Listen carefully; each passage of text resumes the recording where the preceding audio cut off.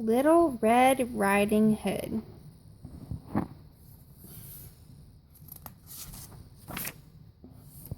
Once upon a time, there was a little village girl who was as sweet as sugar and as good as bread.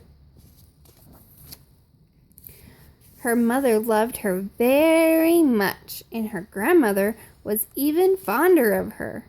This kind grandmother had made her a pretty red cloak with a hood, in which the child looked so bright and gay that everyone called her Little Red Riding Hood.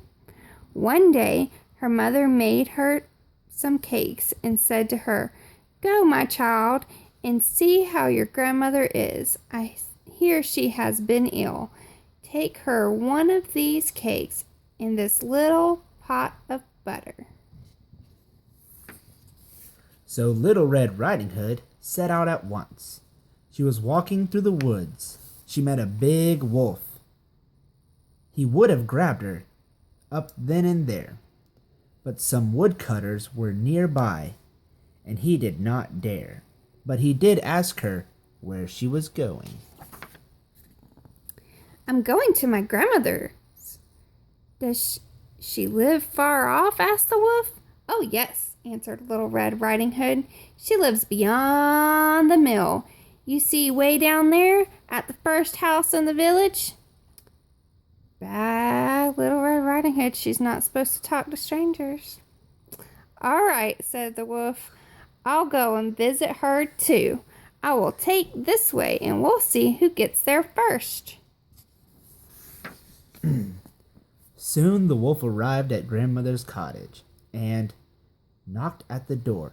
Tap, tap. "Who is there?"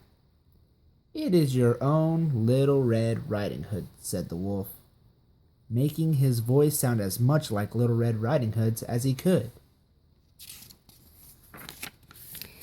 The good old woman, who wasn't feeling well and so was in bed, called out, "Pull the string, my dear, and the latch will fly up." The wolf pulled the string and the door opened. He sprang upon the poor old grandmother.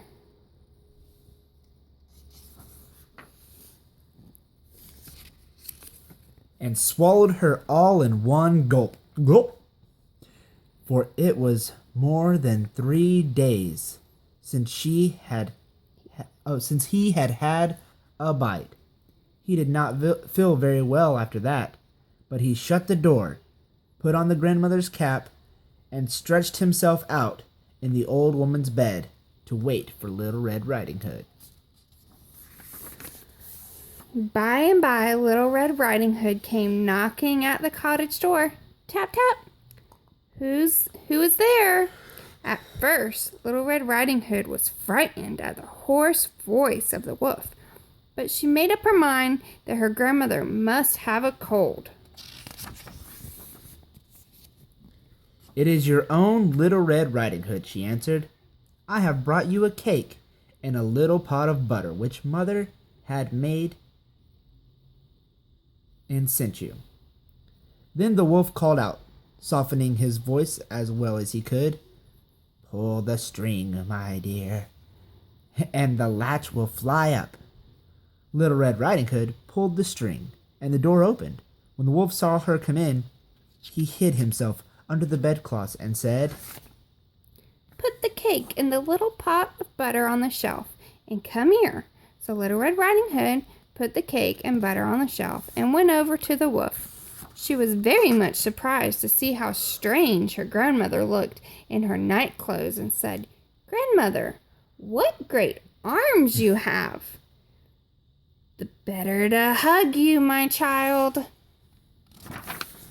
"Grandmother, what great ears you have." "The better to hear you, my dear." "Grandmother, what great eyes you have." "The better to see you, my child." "Grandmother, what great teeth you have." "The better to eat you." With these words, the wicked wolf fell upon poor Little Red Riding Hood, and there the story ends. Nobody knows just what happened. Some say that the woodsmen were so nearby cutting trees that they heard Little Red Riding Hood scream and came running just in time to save her. And they say, too, that when the woodsmen cut the wolf open, there they found the grandmother whole and sound. The end.